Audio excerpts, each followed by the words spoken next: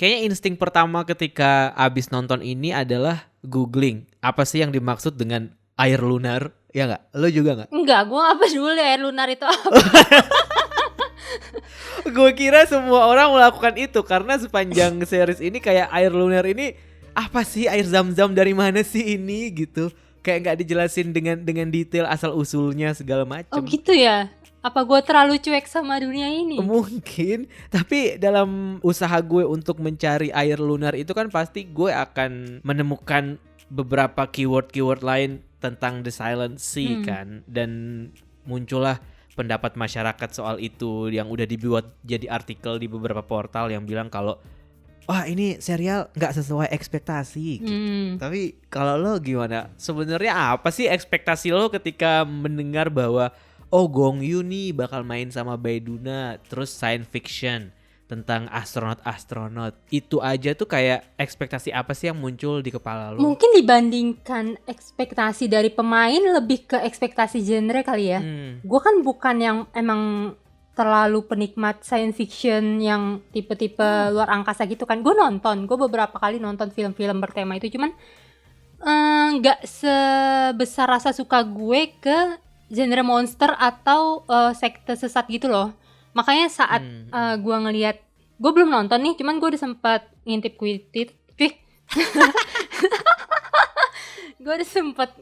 Twitter yang apa tuh, ada artikel dari South China Morning Post itu loh yang bilang kayak ini serial Netflix terburuk, yang pokoknya gitu deh, yang kayaknya tajam banget gitu loh kritikannya.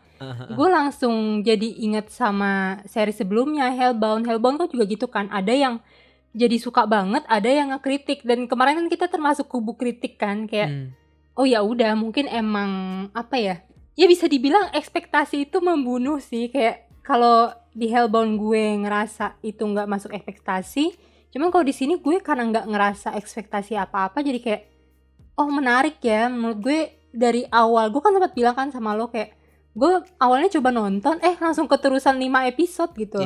Sedangkan kalau Hellbound tuh gue kayak baru episode pertama aja gue udah struggling banget pengen ganti drama gitu.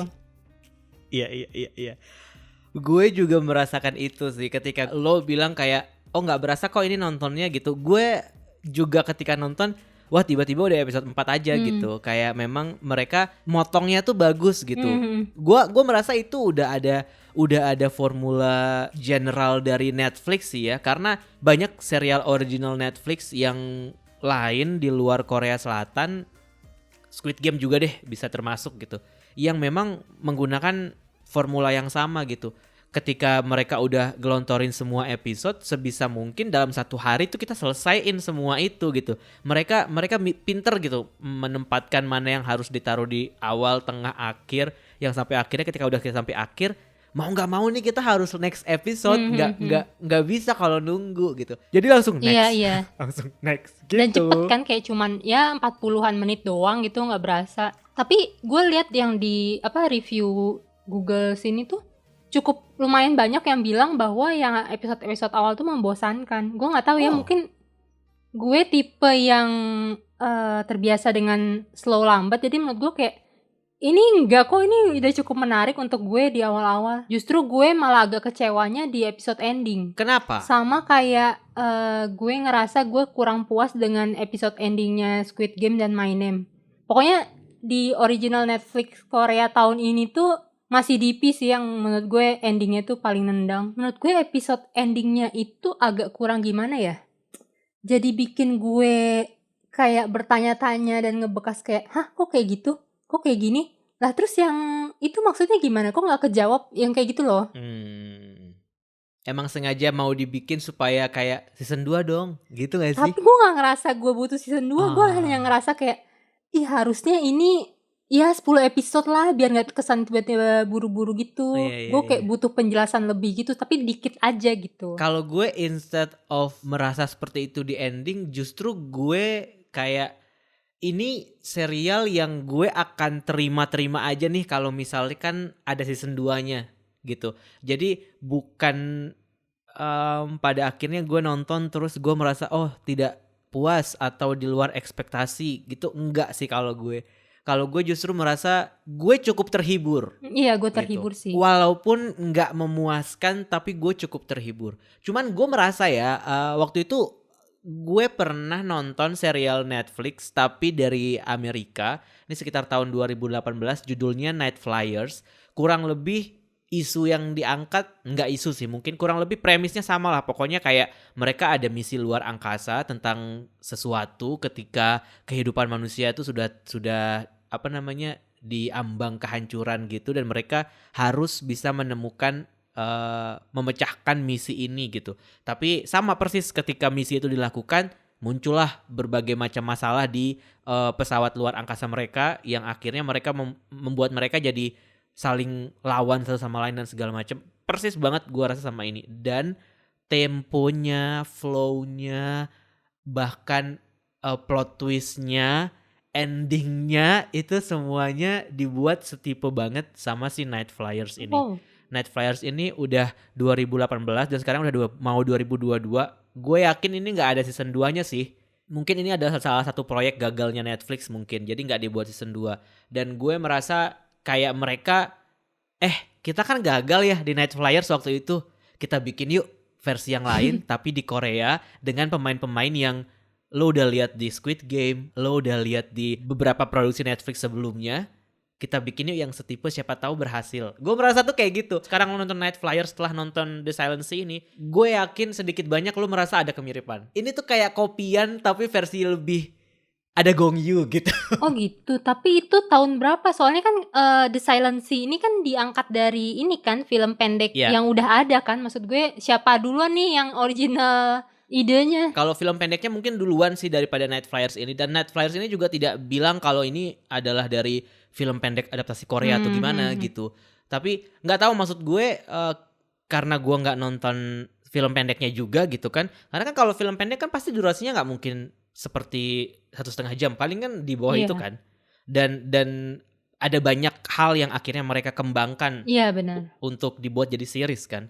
Gue nggak tahu sih apakah ini adalah konspirasi Netflix atau gimana, tapi beneran itu mirip banget. Makanya gue ketika nonton ini, kenapa gue bilang gue bisa menikmati, karena ketika gue nonton Night Flyers gue bisa menikmati. Bahkan opening scene-nya pun Night Flyers itu sama, beneran. Tiba-tiba heboh gitu, kayak tiba-tiba heboh kayak wah pendaratan darurat segala macam gitu. Kalau ini kan gitu ya, The Silent Sea kan gitu, kayak kita harus keluar dari pesawat ini, terus tiba-tiba pesawatnya udah di ujung bulan aja gitu kan. Nah kalau di Night Flyers itu opening scene-nya itu tembak-tembakan, wah dor semua mati, terus tiba-tiba kayak pembunuhnya ada di sini, kayak gitu, beneran. Makanya gue kayak ini deja vu atau apa ya, gue gak tahu, tapi beneran kalau lo nonton deh episode 1 Night Flyers, lo akan merasakan vibe yang sama kalau menurut gue. Dan anyway, kalau balik lagi ke The Silent Sea, karena gue suka Night Flyers, ketika gue nonton ini gue suka sama ceritanya, walaupun tentu saja gue akan julid ya tentang banyak hal gitu. Kayak misalkan kenapa rambut Gong Yoo bisa tetap bersinar dan glowing Iya, lu kenapa ketika sih? air tidak ada. Ini udah keberapa kalinya lo ngomenin soal rambut orang. Bahkan udah di tahun 2075 pun lo nggak memberi ampun ya sama Nggak. tatanan rambut aktor. Masalahnya gimana caranya orang-orang ini bisa mempertahankan kelembaban tubuhnya gitu ketika air aja tuh sudah susah buat didapatkan gitu. Iya mungkin kalau dalam hal Gong Yoo mungkin karena dia levelnya tinggi, dia bisa dapat pasokan air tidak terbatas, mungkin iya bisa. Tapi yang nggak bisa gue terima adalah dalam perjalanan dari bumi ke bulan dan rambut lo masih glowing. Menurut gue itu detail yang harus dipertanyakan. Bahkan sepanjang film ini gak ada yang pernah diceritakan kalau mereka mandi sama sekali. Gue akan jadi pengacara Gong Yoo. Ini di tahun 2021 di mana bocil masih banyak mandi di kali aja. Kita udah menemukan temuan dry shampoo.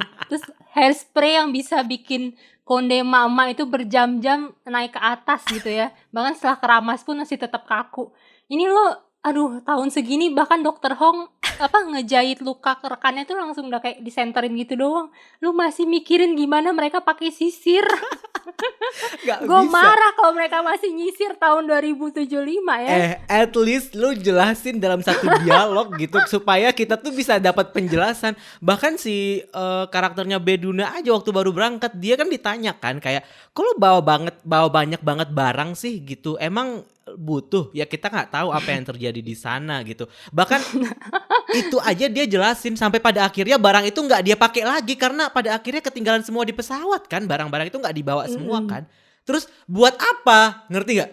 Kalau dia bisa berpikir untuk menampilkan persiapan itu, selipkan satu dialog yang ketika dia buka helm kayak, "Wah, Kapten, rambutmu bagus." Gitu tuh kayak menurut gue masih bisa dimaafkan gitu.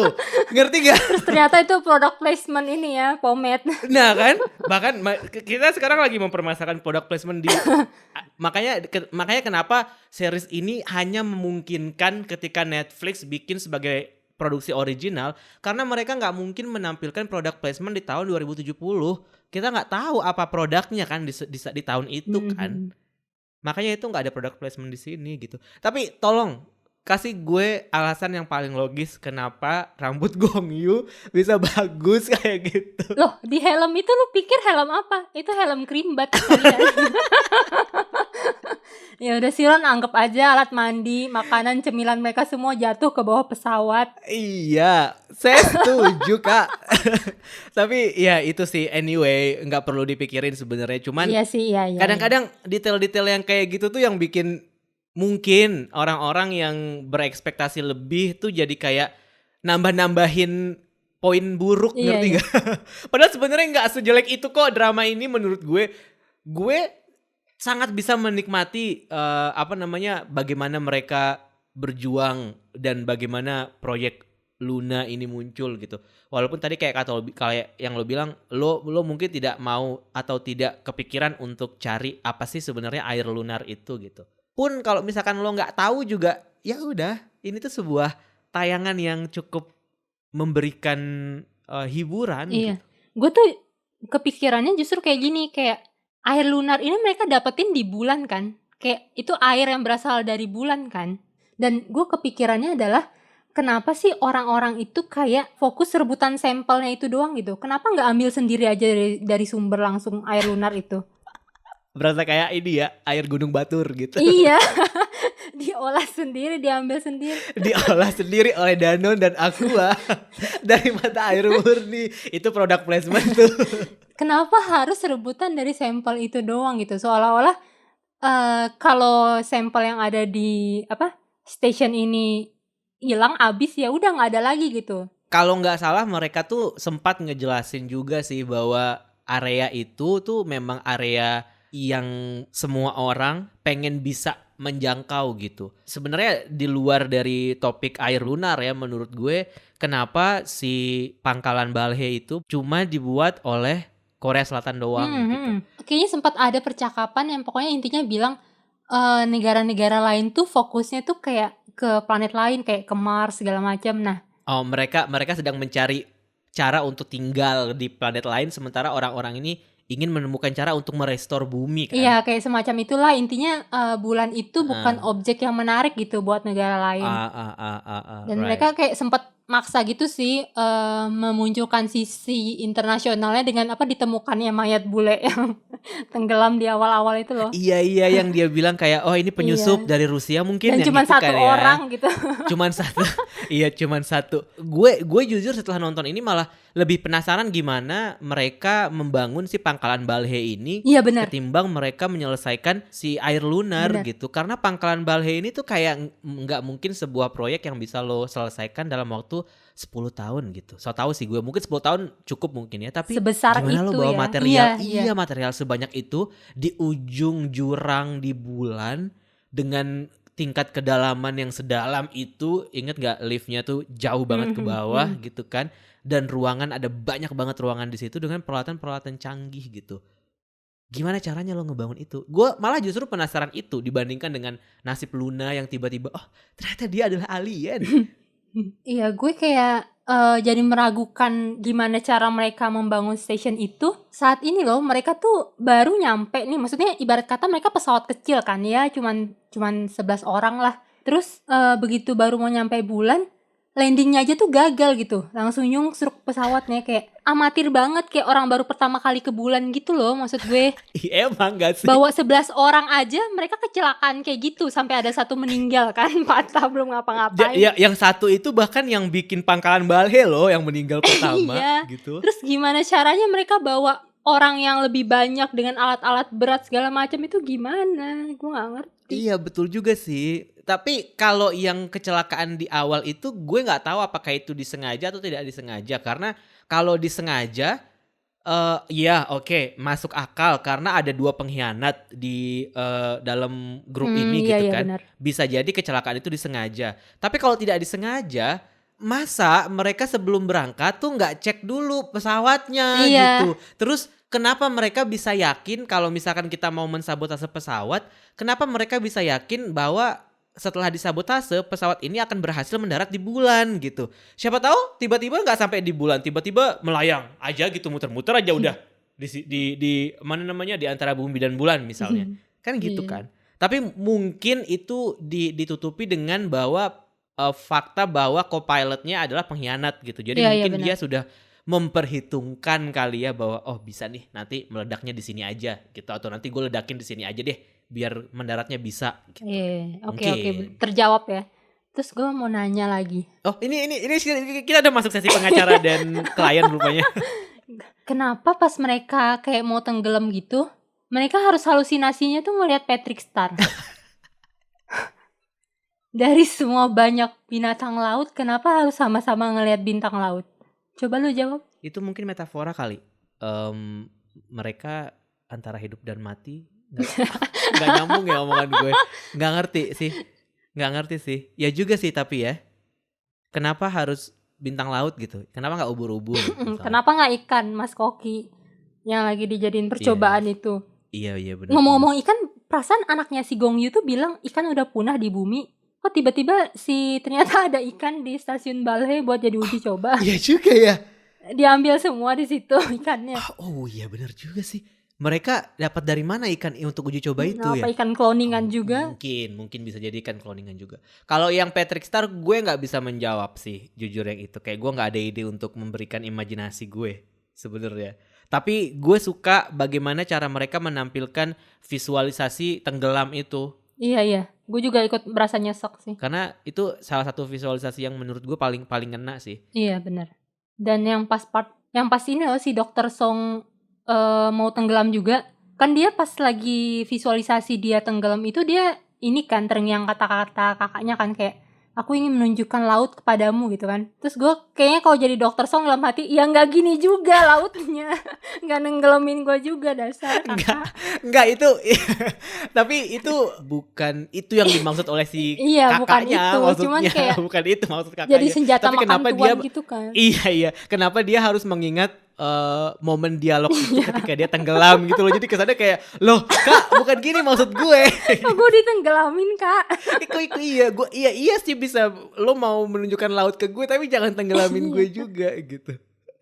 Iya benar. Ngomong-ngomong kakaknya, kan si kakaknya itu kan ini kan ikut dikunciin kan pas gate yang ditutup itu kan. Terus kenapa si Dr. Song itu nggak nemuin mayat kakaknya di tumpukan orang-orang itu? Interesting. Kan dia sempat ngecek ini kan untuk mencari tahu kayak penyebab kematian mereka kan.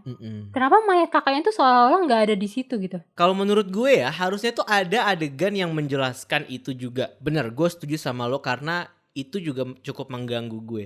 Tapi kalau dari sotoy-sotoynya gue nih, dari adegan-adegan sebelumnya, waktu awal datang si Jian pernah ngecek kan salah satu mayat yang di name tag-nya ada tulisannya Song. Terus dia pikir itu kakaknya karena dia lihat nama marganya sama kan. Terus pas dia angkat ternyata itu bukan kakaknya, bukan si Song Won Kyung. Nah, kalau nggak salah namanya itu di situ Song siapa gitu, Enji atau siapa gitu. Jadi dia merasa lega bahwa oh ini bukan mayat kakaknya gitu. Tapi nggak dikasih lihat mukanya si Mbak Song yang meninggal itu. Nah terus waktu dia ketemu sama si Luna, ternyata Luna pakai name tag kakaknya kan. Oh iya. Nah kalau menurut gue itu tuh kayak mungkin ada adegan di mana ketika mereka sedang nggak tahu melakukan apa terhadap si Luna gitu, si bajunya ketuker gitu, baju labnya ketuker sama si Song yang lain itu gitu. Tapi mungkin itu sebenarnya ada adegannya, cuman durasi nggak bisa, potong aja. Gue rasa itu karena gue sempat perhatiin awalnya dia kan emang tujuan utamanya kan nyari kakaknya kan si Jian gitu. Terus ketika dia ngeliat bukan Song Won Kyung nih yang ini gitu, Song yang lain, terus dia merasa kayak, gue nggak tahu yang dia rasakan apakah kelegaan atau justru lebih ke kayak kekhawatiran yang bertambah gitu. Karena iya, apa sih yang lo harapkan udah 5 tahun berlalu dan dibilang tidak ada survivor gitu kan. Tadinya gue juga mikir si Luna ini tuh sebenarnya si kakaknya, gue pikir. Karena si air ini kan dia bisa otomatis menyembuhkan kan. Terus gue kayak mikirnya, siapa tahu air itu bisa ini efek menyembuhkannya terlalu berlebihan sehingga dia meremajakan gitu. Jadi maksud lo yang cewek yang lari-larian itu kakaknya ya? Iya, tadi gue pikir si Luna itu tuh kakaknya karena mungkin efeknya bisa meremajakan ya, akhirnya tubuhnya jadi mengecil kayak Detektif Conan gitu. Ngerti gak? Kayak gue pikir itu. Terus ternyata pas di episode selanjutnya baru dikasih tahu, ternyata ini bukan gitu. Terus waktu dia nanya kayak, itu bumi, kamu tahu bumi? Terus gue kayak, loh emang si Luna dari mana gitu kan? Loh emang Luna dari mana datangnya gitu? Manusia udah di cloning dan lo masih ngomongin rambut. Iya makanya. Tapi yang paling gue nggak bisa terima adalah ketika dia keluar di bulan terus dia bisa bernapas. Itu aja sih. Kan ini dia udah mutan kan, kayak ada apa? Insang atau apa sih di situnya, gue nggak ngerti, mungkin dia bernafas lewat itu kali. Jadi seolah-olah air di bulan itu sebenarnya ditutupi oleh air yang tidak terlihat gitu ya. Iya mungkin. Sehingga dia bisa bernapas. Atau gitu. dia nggak butuh air lagi karena dia udah punya air lunar di dalam tubuhnya. Make sense? I don't know. I don't understand. I'm not a scientist, so I don't understand. Tapi itu kayak kenapa gitu. Sebagai penonton awam kayak kenapa? Saya nggak tahu itu sih. Terus berarti gambar-gambar yang ada di langit-langit kayak gambar mata itu digambar sama si Luna ya? Iya. Kenapa harus gambar mata sih? Kan Illuminati.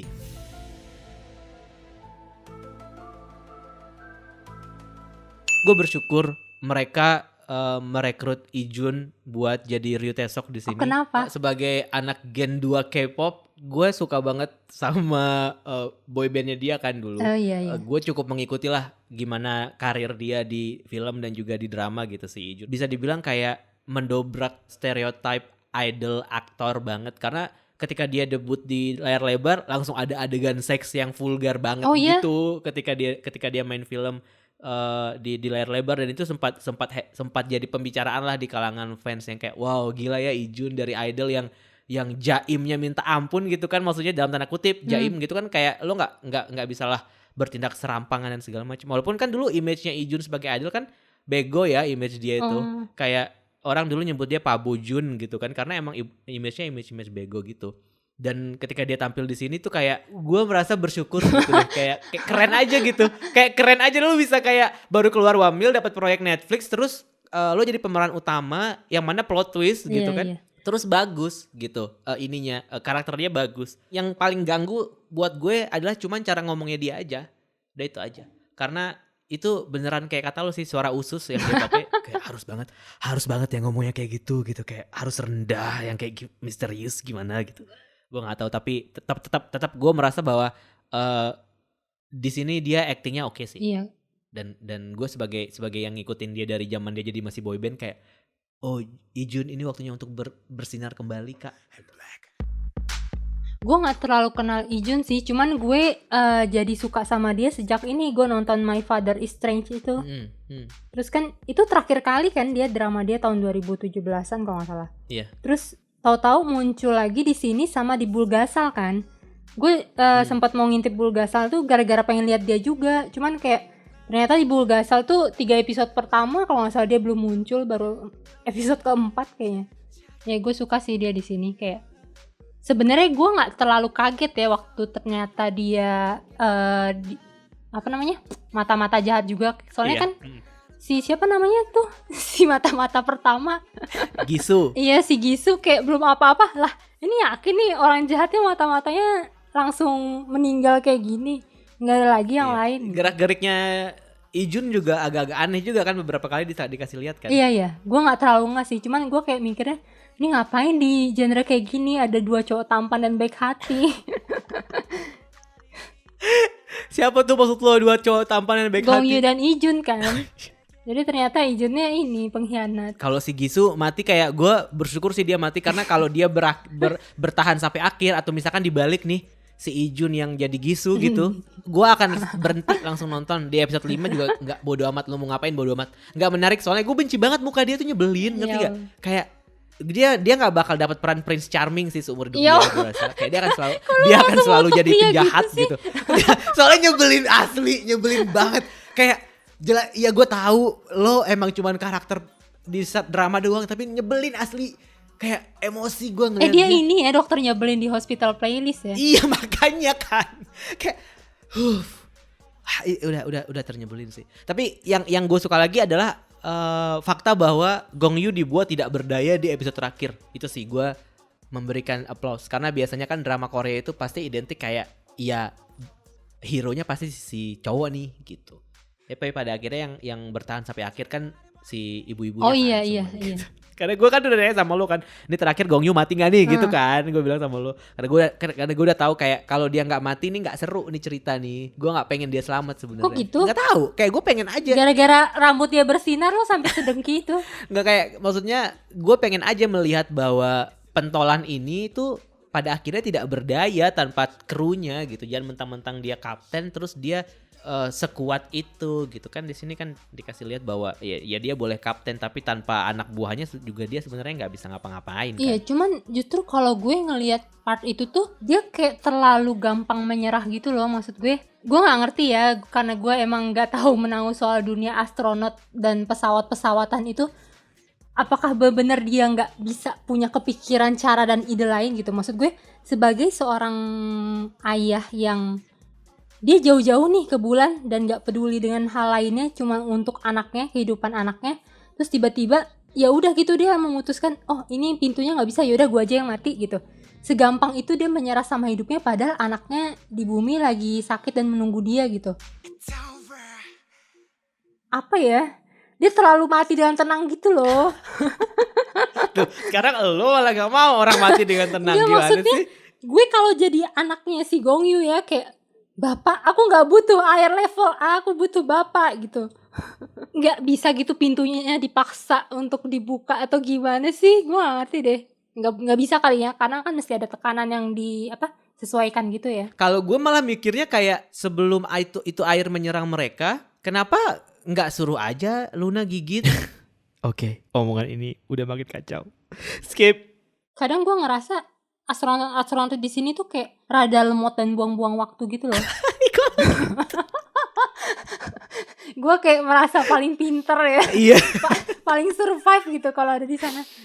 Enggak, dari episode pertama aja deh, yang waktu mereka habis mau menuju ke stationnya, kan mereka udah sempet tuh lihat di puncak bukit atau apa.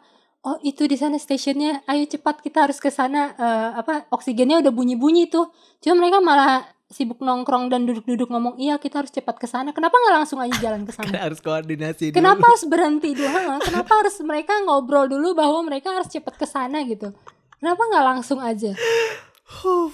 Gue nggak bisa ngebelain yang itu, Nat. Gue nggak bisa ngebelain yang Terus itu. yang pas ini loh, pas gue sebel sama Gong Yoo waktu dia ngevolunteerin diri buat jadi ngebenerin apa sih yang disuruh sama si Taesuk, ngebenerin alat iya komunikasi. sinyal atau apalah itu kan. Jelas-jelas dia baru keluar nih, terus udah langsung kena sial kan, kena si liftnya itu. Dia belum maksud gue oksigen lu udah bocor nih, kenapa sih nggak naik dulu, benerin dulu gitu? Kenapa harus kayak dia tuh kayak nggak sayang nyawa banget di sini, kayak ngeyel bahwa enggak kok bisa, bentar lagi bener kan pingsan, kayak ngerepotin orang gitu. Coba kalau dia mau, oh yaudah deh naik dulu, ganti dulu, terus kan jadi tenang kan semuanya. Kenapa harus mungkin karena kalau dia naik itu kayak justru akan buang-buang waktu kali. Kalau dia naik itu akan kayak, wah oksigen gue belum tentu sampai atas, gue belum tentu selamat nih. Jadi ya udahlah, mumpung di bawah kelarin dulu aja. Mungkin gitu kali, Nat. Belum tentu sampai atas bisa, apalagi kalau dia nerusin ini. Aduh ya juga sih ya.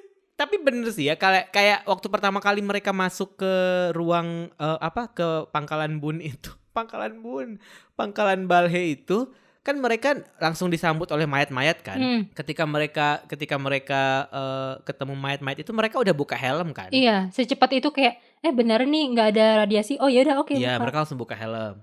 Nah, kenapa mereka seselo itu pas menyelidiki si mayat ini, kayaknya orang Rusia gitu, kayak Iya. seolah-olah nggak ada bakteri yang bisa terbang gitu. Sementara ketika si Suchan ngeliatin mayat yang di ruangan itu, langsung ada bakteri dari matanya muncrat ke mata dia gitu, langsung kayak cepet banget gitu loh itunya, perpindahannya itu gitu.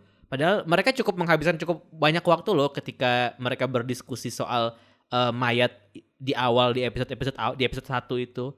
Tapi semuanya nggak ada yang terinfeksi gitu. Mungkin maksudnya. karena Suchan waktu itu deket-deket kali kan, jadi langsung netes ke mata kan. Iya, maksud gue Gue ngerti maksud lo, mereka itu kayak gegabah dan tidak hati-hati banget gitu ya kesannya ya. Iya, kayak Iya. ya ini kan mereka memasuki sebuah ruangan, sebuah dunia yang mereka nggak tahu apa yang sudah terjadi di situ gitu. Iya, benar. Ketika Iya, benar. mereka sedang itu kayak ya kurang hati-hati sih Itu menurut dia, gue gue. juga nggak suka tuh sisi lain si Kapten Han ini kayak, iya oke, gue tahu lo sebagai kapten harus berusaha menjaga, iya nih kita harus sesuai apa yang disuruh gitu. Cuman di sisi lain, kalau kenyataannya di lapangan ada sesuatu yang kira-kira bisa mengganggu keselamatan mereka, kenapa dia tuh kayak sama sekali nggak mau mikirin gitu loh. Maksud gue kayak, ini banyak mayat dan ternyata bukan karena radiasi.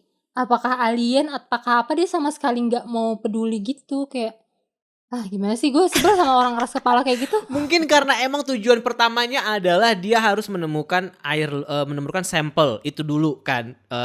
Kita nggak usah deh mikirin yang lain dulu menurut dia kan. Pokoknya tujuannya adalah sampel aja dulu gitu. Dan emang harus ada yang mati dulu sih, Nat, baru orang-orang sadar. Kayak semua drama Korea gitu gak sih? Harus ada korban dulu gitu, baru mata lo terbuka bahwa oh kita lagi ada dalam masalah guys gitu. Sementara kita sebagai penonton kayak dari mana aja lo, dari episode 1 kali masalah udah ada gitu. Makanya kan. tadi gue bilang mereka tuh kadang kayak lemot-lemot banget di sini.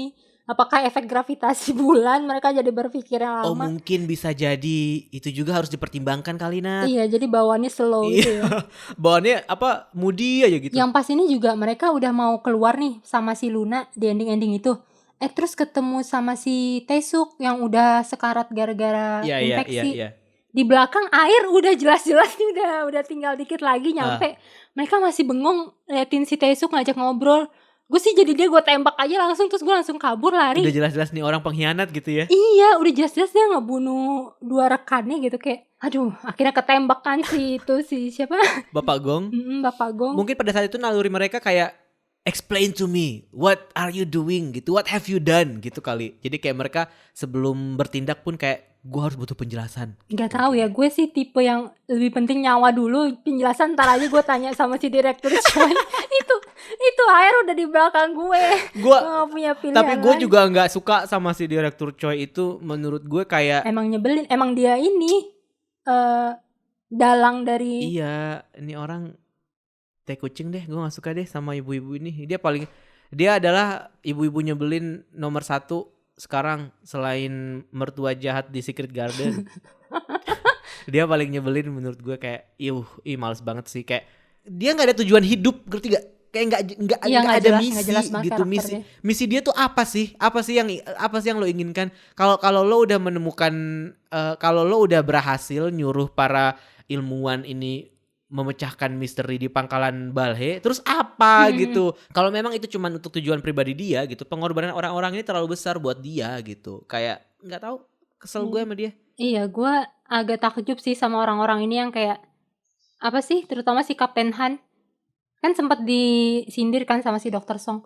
Kok lo bisa-bisanya mau langsung pergi gitu aja tanpa tahu dengan jelas ini tuh misinya tuh ngapain, ada apa di sana gitu. Kayak terus Kapten Han cuma ngomong, iya kalau disuruh bos ya udah lakuin aja. Kayak anjir, ini TV penjilat bos banget ya. Lu kita ini ke bulan loh, bukan mau ke Cisarua. Kayak enak banget lu tinggal nyuruh tapi nggak ngasih tahu gue apa-apa soal misi ini. Balik ke si Dr. Choi, gue masih nggak terima kalau alasan mereka dulu nutup station ini adalah karena untuk menutupi illegal human experience itu loh, yang cloning. Kalau gitu kenapa nggak dari awal aja? Kenapa harus setelah 5 tahun setelah ada 72 anak yang dia bikin meninggal nih? Kenapa dia baru sadar, oh tindakan aku ini tidak benar dan bisa menimbulkan kekacauan dunia? Ya udahlah, nggak jadi aja gitu. Di saat mereka padahal udah nemuin nih si Luna ke-73-nya berhasil, kenapa justru malah dibunuh gitu? Iya, maksud gue dengan adanya foto si Direktur Choi dengan kakaknya Dr. Song itu, gue merasa hubungan mereka sebelumnya tuh baik gitu. Masa sih si Dr. Song ini menutupi keberadaan kesuksesan Luna 73 itu ke si Dr. Choi, Direktur Choi. Gue kurang bisa relate dengan cara dia menyelesaikan isu ini gitu. Kayak kalau di drama-drama lain sejenis ya, kayaknya biasanya tuh ini deh, kayak kepala researchnya tuh diselamatin. Ya udah ya sisanya aja yang kayak bawahan-bawahannya yang dibunuh gitu. Toh si kakaknya Dr. Song ini kan dia ketua researchnya kan, gak mungkin juga dia sembarangan buka mulut, orang dia yang ngepalain. Kenapa dia juga harus dibunuh? Kayak lo nih maunya apa gitu? Lo nyuruh orang susah-susah nyari tahu tentang lunar water. Ini kakaknya udah berhasil gitu, terus malah dibunuh udah gitu. Terus lo mau lanjutin penelitian dengan orang lain di bumi, kayak apa sih maunya? Ya, gua rasa Direktur Choi ini mau bermasalah sih hidupnya. Gua rasa itu ada persaingan pribadi antara dia dan si kakaknya Jian itu sih, menurut gue. Kayak ada satu konflik yang kita nggak tahu karena kita nggak dijelasin, yang pada akhirnya membuat dia merasa terancam gitu. Bahwa sempat ada dialog juga kan yang kayak nggak boleh ada yang tahu soal permasalahan ini segala macam karena ini bisa menyangkut stabilitas negara atau apa gitu kan. Pemerintah merahasiakan pokoknya segala macam itu. Mungkin itu sih, kayak kalau misalkan dia diselamatkan, si Dr. Choi ini mungkin tahu bahwa si kakaknya Jian itu tuh manusia yang punya moral gitu, yang dia nggak mungkin akan tutup mulut tentang permasalahan ini, dan mungkin dia merasa terancam kalau dia buka mulut, wah kacau deh nih gue gitu. Jadi ya udahlah, pas evakuasi dibunuh aja. Gua rasa itu kenapa akhirnya dia meminta si Ryu Tae-seok untuk datang lagi ke situ, karena kan ternyata Ryu Tae-seok kan yang waktu itu memutuskan untuk membiarkan dia terjebak di dalam situ kan. Iya, nah itu dia anehnya, dia nggak percaya sama sekali sama kakaknya Dr. Song dan semua orang-orang research itu. Cuman dia yakin tuh si orang-orang yang kawanan Ryu Tae-seok itu nggak bakal nge-spill. Kenapa dia percaya sama mereka tapi dia nggak percaya sama yang lainnya? Kayak ujung-ujungnya si Tae-seok yang berkhianat kan, pindah haluan ke saingannya. Mungkin dia merasa kalau misalkan ada orang yang gampang dibeli dengan uang tuh mereka bisa lebih dipercaya dibandingkan orang yang tidak bisa dibeli dengan uang dan yang lebih punya moral gitu. Ya bisa jadi ya. Jadi dia kayak ya kita nggak bisa relate Nat, soalnya kita nggak orang kaya. Ini tuh rich people problem Nat. Ini tuh cuman orang-orang berduit yang bisa nutup mulut orang lain dengan duit, yang bisa ngerti. Orang-orang kayak kita gini nggak bakal bisa ngerti deh. Gue sebenarnya agak lelah sih saat tahu ujung konflik ini ujung-ujungnya ya pemerintahan dan kan? penguasa yang serakah lagi. Iya kayak, kan? Bahkan di tahun 2075 pun manusia tuh masih bermasalah dengan egois dan keserakahan mereka sendiri gitu. Bahkan ini udah lebih buruk dari keserakahan masyarakat Seyang. Tapi tetap aja permasalahan, sebenarnya mungkin itu yang ingin dia sampaikan oleh drama ini ya, kalau menurut gue, bahwa mau sampai lo teknologi secanggih apapun, lo udah bisa lari-larian di bulan, bahkan lo udah bisa menciptakan cloning anak alien gitu, tetap permasalahan manusia tuh cuman serakah. Udah itu aja. Mungkin itu yang ingin mereka sampaikan, sebenarnya simple aja sih. Kayak pesan moral. Iya, pesan moral sebenarnya itu. Kayak terserahlah mau apa namanya, bagaimana perjalanan ceritanya. Karena itu juga yang kental, yang terasa dari awal, gimana bahkan untuk dapat air aja kita ada kelas-kelas sendiri-sendiri gitu. Iya, tetap ada kasta. Tetap ada kasta cuman beda gitu. Sistem. Iya, makanya bahkan wah, itu sih. Mungkin ya well. Iya, Gong Yoo aja bilang dia habis syuting ini jadi ini hemat air. Kalau gue mah habis syuting ini gue akan mikir 2 kali pakai pomade. Pusing ngelihat lu, Gong Yoo. Mungkin kita harus pinter-pinter baca pinter-pinter baca masa depan. Enggak, kita harus pinter-pinter melihat between the lines gitu. Yang ingin mereka sampaikan kan sebenarnya mungkin lebih besar dari sekedar konflik antara siapa yang punya banyak duit, siapa yang mau nyelamatin umat manusia, siapa yang mau nyelamatin anaknya, siapa yang mau mengungkap kebenaran antara dia dan kakaknya kan. Sebenarnya isu yang ingin diangkat adalah bahwa ketika kita sampai di entah tahun berapa itu, dan itu akan terjadi gitu kalau kita tidak mengubah kebiasaan kita yang sekarang gitu. Dalam waktu 20-30 tahun ke depan kita bisa jadi aja nih ada kasta buat mendapatkan air bersih itu gitu. Makanya itu yang membuat drama ini dibuat supaya guys, kita harus bertindak loh dari sekarang bahwa jangan sampai kejadian ini tuh menimpa kita gitu, bahwa sekarang kita memang harus mulai untuk lebih wise lagi terhadap lingkungan, lebih lebih terbuka terhadap isu-isu perubahan iklim dan segala macem. Kalau gue lihat sih itu sih sebenarnya, tapi emang kemasannya aja kayak kesannya dramatis, terus kayak futuristik. Iya, futuristik. Terus astronot-astronot yang tampan dan kuat walaupun agak lemot gitu kan. Mungkin itu sih ininya, moral of the story. Kita memang semua harus lebih wise sama apa yang kita lakukan di masa kini untuk kehidupan yang lebih baik di masa depan. Amin. Luar biasa Kakak Ron. Ada satu nih karakternya tadi belum kita singgung. Siapa tuh? Si Bapak Kim ini, jadi dia baik apa anak buahnya direktur coy? Dia baik ya? Si Bapak Squid Game. Kayaknya dia baik deh. Oh iya dia baik. Maaf ya, gue curiga gara-gara mukanya muka penjahat lah. Tuh kan, lo aja bisa kayak gitu loh ke Ho Sung Tae lo kan, dia tuh padahal cuma tampangnya aja serem, sebenarnya dia jago menari katanya kan. Enggak ada yang sotoy. Gue ada artikel Detik Hot yang gue lupa isinya apa, tapi kayaknya dia ramah gitu aslinya katanya, kan nggak pernah ketemu. Iya mungkin karakter dia di Squid Game masih terlalu membekas di gue, jadi kayak bapak-bapak ini mencurigakan gitu. Gue lebih suka ngelihat dia daripada ngelihat si Gisu sih sebenarnya. Iya, Gisu jauh lebih licik sih mukanya. Giu lagi. Gisu kan diem aja udah kayak lo adalah orang yang pertama mati. Gue langsung gitu, lo mati abis ini nih. Udah gue tebak lo pasti mati. Gue yakin kalau lo nggak mati gue berhenti nonton. Bener aja dia mati duluan, kayak mampus kayak. Cuman matinya gak seru sih menurut gue. Kenapa? Lu mau yang lebih sadis dan menyiksa? Iya, kalau misalkan si temennya si yang satu lagi, si Iwan tangannya copot, kenapa dia gak dibikin apa gitu, matanya keluar sebelah atau apa gitu, kayak biar lebih dramatis aja. Si Luna juga pilih-pilih jahatnya sama orang, sebel. Jadi kan gak tahu mana yang jahat mana yang baik. Iya, giliran sama Gong Yoo aja langsung colek-colek, minta pin. Giliran sama Gisu langsung digigit, dibunuh.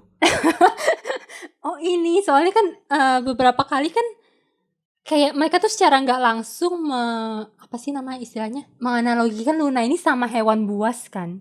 Makanya kenapa si Dr. Song di awal-awal tuh kayak diliatin, oh dia ini penakluk harimau gitu. Soalnya kan kalau bener kayak gitu katanya sih hewan buas pun bisa ngerasa aura kita tuh orang baik atau orang jahat. Oh gitu. Pantesan yang pertama mati si Gisu ya.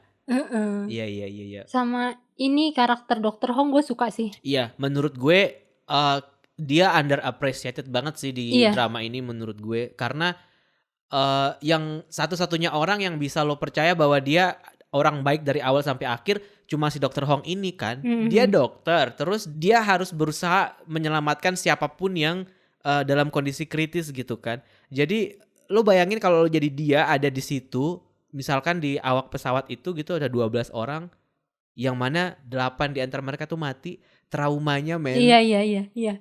Gue kasihan sih sama dia di episode terakhir menghadapi trauma semua krunya yang meninggal, dan dia yang jadi orang yang memutuskan gitu bahwa dia meninggal atau dia harus diselamatkan dan segala macam gitu, maksudnya karena dia dokternya kan, kayak wah gila sih. Pulang-pulang dari bulan langsung ya konsultasi sama robot.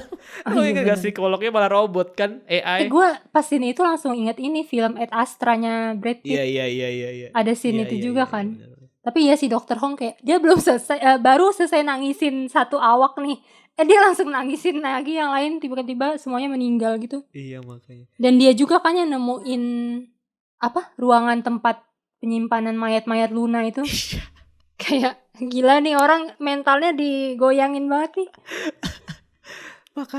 makanya kita gak jadi dokter kan? Iya, makanya gue menyerah jadi dokter. Gak cukup. Tapi gue suka sih scene itu. Kayak yang pas Dr. Hong nemuin ruangan misterius itu. gue langsung ingat sama episode di Tell Me What You Saw. Gimana tuh episodenya? Iya, bedanya kalau di situ ya mayat-mayatnya tuh digantung sama si psikopatnya. Kalau di sini kan dia kayak gue nggak tahu apa-apa, tiba-tiba kok nyampe ke ruangan ini untuk ada Gong Yu. Untung ada Gong Yu yang mana tidak melakukan apa-apa juga setelah sampai di situ. Sih Iya, sebenarnya. diem-diem aja. Itu emang itu efek pomade tau. Pomade itu bikin lo jadi nggak bisa mikir karena berat, kepala lo ditekan, soalnya digencet gitu pusing. Otak lo jadi nggak, aliran darah lo nggak lancar. Iya, harusnya dia ngebagi pomade-nya ke si Luna ya. Gue kasihan Luna ketutupan mulu mukanya. Aduh Luna. Mana lu merhatiin gak sih Luna tuh kalau lagi lari tuh jadi mirip Naruto. Gue gak pernah nonton Naruto sih. Tangannya ke belakang gitu soalnya langsung lari cepet. Tapi di antara semua manusia yang ada di situ, cuman dia yang larinya normal kan? Seperti, oh ya dia memang makhluk bulan sih, karena kan pasti ketika lo ada di situ, walaupun gravitasinya udah disesuaikan sih, cuman pasti kecepatan lo jadi aneh nggak sih gitu kalau lagi di luar angkasa gitu? Nggak tahu. Harusnya sih ya. Oh, gue sempet baca nih ada yang apa ngekomenin ini cara mereka jalan di bulan jelek, nggak realistis. Dilihat aja aneh sih buat orang yang kayak nggak tahu apa-apa kayak gue gitu. Kan jalannya gitu sih. Gue tapi kayak yang gue jalannya gitu sih, terus oh mungkin karena mereka di bulan gitu aja. Iya, kata orang yang ngekritik itu harusnya kayak lebih bouncing gitu loh, lebih kayak melayang-layang. Kalau ini jadinya kayak aneh, kayak lo lagi diem-diem mau keluar apa tanpa ketahuan orang tua lo gitu. Kayak lagi berjingkat gitu ya, kayak pelan-pelan. Tapi gravitasi bulan nggak sekuat gravitasi bumi kan? Iya, makanya mereka ngambang-ngambang. Tapi gue baru tahu loh kalau ternyata kita bisa jalan-jalan di bulan kayak gitu. Gue sempet nonton film apa dulu, terus gue ngeliat kayak ih lucu banget jalannya, kayaknya enaknya jalan di bulan gitu. Sedangkan kalau gue pas nonton ini gue kayak ngerasa sih kayak kok jalannya gitu ya gitu. Jadi nggak pengen jalan-jalan di bulan lagi? Iya, gue takut baru landing udah meninggal kayak si bapak itu. Gue Mr. Huang. Iya, kayak gue sampai sekarang masih nggak mengerti sih kenapa ada usaha dari manusia untuk bisa bikin tour jalan-jalan ke bulan gitu, maksud gue. Kayak buat apa? Nggak ada yang dilihat nggak sih di situ? Lu nggak bakal ngerti karena lu bukan orang kaya. Iya sih. Lu nggak tahu gimana cara menghabiskan uang lo lagi saat lo nggak menemukan kebahagiaan apapun lagi di dunia ini. Kalau gue udah mengeluarkan komentar yang tidak masuk akal. Kita boro-boro mikirin jalan-jalan ke bulan, Ron. Sadarlah, Ron.